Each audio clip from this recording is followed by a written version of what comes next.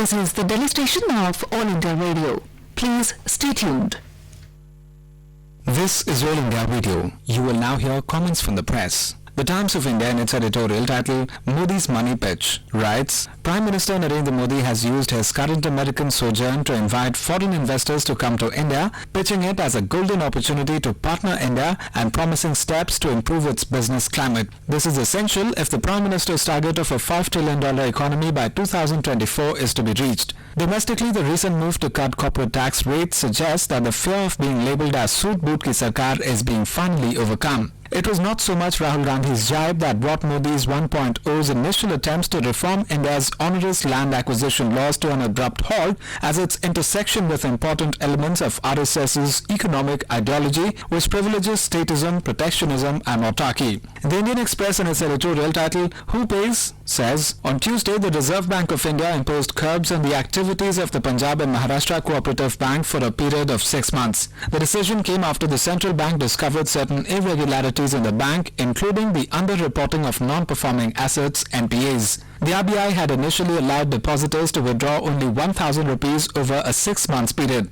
But on Thursday, following public outcry and panic responses, it revised this limit upwards to 10,000 rupees, observing that with this relaxation, more than 60% of depositors would be able to withdraw their entire account balance. While the restrictions imposed by the regulator under Section 35A of the Banking Regulation Act are aimed at safeguarding depositors' interests and preventing a run on the bank, such moves, which are seen as penalizing depositors, can end up having the opposite effect, denting trust in cooperative banks and increasing the risk of a contagion. Reportedly, the crux of the problem is the bank's exposure to a real estate firm, which itself is currently undergoing insolvency proceedings. But the bank's financials for the year ended March 2019 do not provide any indication of financial stress. On its part, the regulator has appointed J.B. Bhuria, a retired senior RBI official, as administrator of the bank. A forensic audit could shed light on its asset-liability mismatch. It could reveal the true extent of the problem, whether it's a question of just one account or whether there are larger concerns over the bank's financial position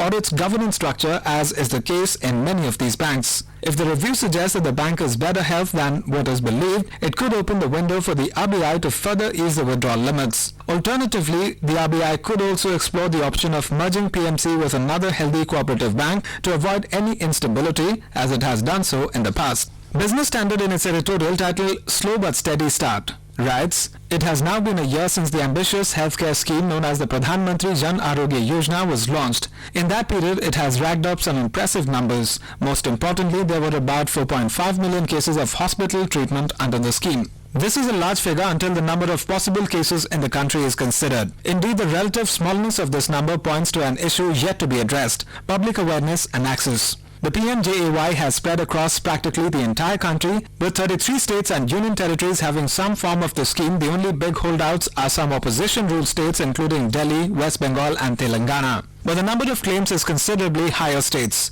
Gujarat has by far the highest number of claims, about 650,000, followed by Tamil Nadu with around 400,000. In other words, just these two rich states account for 1 million of that 4.5 million. The Tribune in its editorial title, A Study in Contrast, says, bucking the national trend, Haryana has the proud distinction of having for the first time more girl students pursuing higher education than boys. As per the All India Survey on Higher Education 2018-19 brought out by the Ministry of Human Resource Development, of the 9.28 lakh students in the state, 50.77% comprise women. However, taking the sheen out of this milestone of overcoming traditional inequities in gender enrollment are glaring disparities with regard to education infrastructure within the state. While Sonipat of the NCR has emerged as the hotspot of education with the transformative Rajiv Gandhi Education City project that has given birth to a number of eminent institutes of higher learning, Haryana has failed its girls in areas such as Mewat, which present a study in contrast. Perhaps none reflects this gap more than the fate of girls of a college in a village of Jhajjar, another neighbouring district of Delhi. For 2 years, the hapless students have been forced to attend classes at a noisy Mandir complex that is open to the public. Worse, the slow pace of the construction of Government College for Women in Kulana indicates that relief is not in sight for them soon. Did the authorities who okayed this arrangement think the high decibel temple bells and religious sermons from grating loudspeakers would be helpful for the teachers and the taught? What about the other facilities so essential for all-round education? A ground for sports, a peaceful library? The sensibility-defying logic is bewildering indeed. Those were the comments from the press presented to you by the News Services Division.